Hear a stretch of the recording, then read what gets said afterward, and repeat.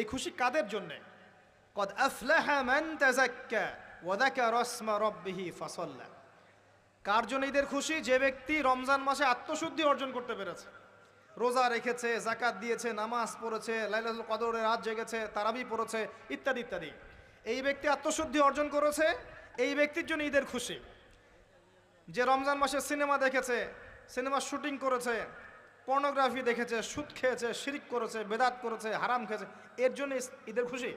মানুষকে ঠকিয়েছে, ব্যবসায় মাল কম দিয়েছে, পণ্য মজুত করেছে, ইচ্ছা করে দ্রব্যের দাম বাড়িয়েছে, সরকারকে বিব্রত করেছে, জনগণকে দুর্ভিক্ষের দিকে ঠেলে দিয়েছে, এদের জন্য ঈদের খুশি?